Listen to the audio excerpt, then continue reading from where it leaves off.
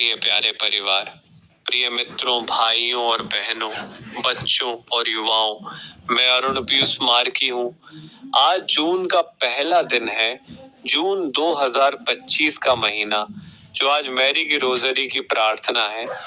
आज का Saint Joseph हमें प्रतिपदा क्यों बनाया गया? साल से हम कभी भी सब के लिए भगवान के अनुरोध को स्वीकार नहीं करते हैं। जो कुछ भी प्रतिपदा महीने के मूनसन के दिन किया जाता है, यीशु के पवित्र हृदय के लिए एक प्रार्थना। हे यीशु के सबसे पवित्र हृदय, हर आशीर्वाद का स्रोत, मैं आपकी पूजा करता हूँ, मैं आपसे प्यार करता हूँ और अपने पापों के लिए जीवंत दुहक के साथ मैं आपको अपना यह गरीब दिल अर्पित करता हूँ। मुझे विनम्र, धैर्यवान, शुद्ध और आपकी इच्छा के प्रति पूरी तरह से आज्ञाकारी बनाइए। अनुदान दें, अच्छा यीशु, कि मैं आप में और आपके लिए रहूं। खतरे के बीच में मेरी रक्षा करें, मेरे कष्टों में मुझे सांत्वना दें, मुझे शारीरिक स्वास्थ्य प्रदान करें, मेरी सांसारिक आवश्यकताओं में सहायता करें। मैं जो कुछ भी करूं, उस पर आपका आशीर्वाद और पवित्र मृत्यु की कृपा प्रदान करें। आमीन। बाइबल का पहला वचन, अध्याय 5, श्लोक 1 और 2 में इफिसियों का नाम उल्लेखित है। इसलिए प्यारे बच्चों की तरह परमेश्वर के अनुकरण करता बनो और प्रेम में चलो, जैसा कि मसीह ने भी हमसे प्रेम किया और हमारे लिए अपने आप को परमेश्वर को सुगंधित सुगंध के लिए भेंट और बलिदान के रूप में दे दिया। अर्थ, यह अंश विश्वासियों को अपने व्यवहार में परमेश्वर का अनुकरण करने के लिए कहता है, जैसे बच्चे अपने माता पिता का अनुकरण करते हैं। विशेष रूप से यह उन्हें प्रेम में चलने की आज्ञा देता है, जो कि निस्वार्थ और बलिदान पूर्ण प्रेम को दर्शाता है, जिसे मसीह ने मानवता के लिए अपना जीवन देकर प्रदर्शित किया था। इस प्रेम को परमेश्वर को सुगंधित भेंट और बलिदान के रूप में वर्णित किया गया है, जो इसके मनभावन और पूजनीय स्वभाव को उजागर करता है। मसीहियों को मसीह के उदाहरण का अनुसरण करते हुए दूसरों की भलाई के लिए सक्रिय रूप से प्रयास करने वाले प्रेम से युक्त जीवन जीना चाहिए। दूसरा बाइबल वचन, इब्रानियों का नाम अध्याय 10 के श्लोक 19 और 20 में बोला गया है।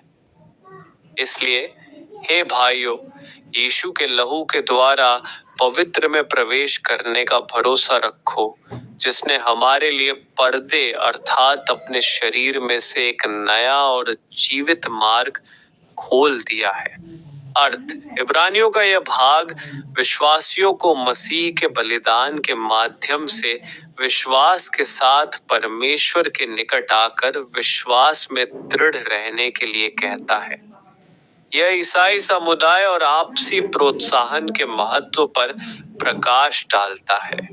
यह सच्चाई जानने के बाद भी मसीह को अस्वीकार करने और जानबूझकर पाप में बने रहने के परिणामों के बारे में एक गंभीर चेतावनी भी देता है।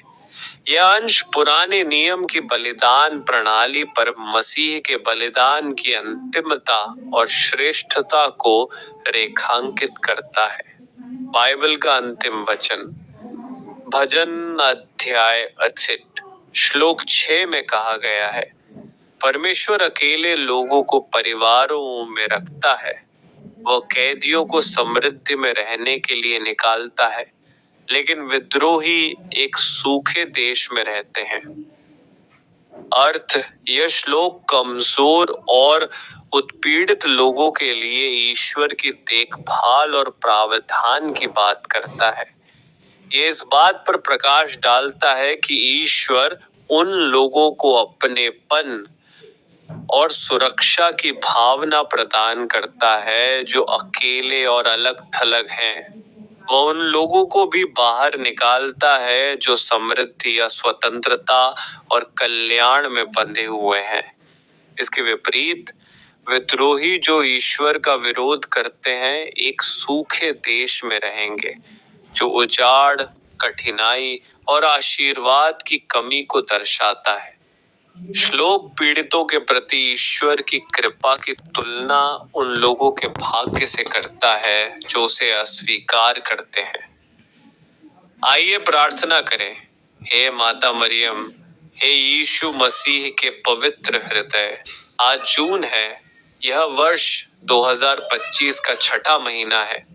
हे यीशु के पवित्र हृदय, और हमें वह अनुग्रह प्रदान करें जिसकी हमें पवित्र जीवन जीने, अपने पूरे दिल से आपसे प्यार करने और इस दुनिया में ईमानदारी से आपकी सेवा करने के लिए आवश्यकता है, जब तक कि हम अनंत महिमा में आपके साथ एक न हो जाए। यीशु के पवित्र हृदय, हम आप पर अपना भरोसा रखते हैं।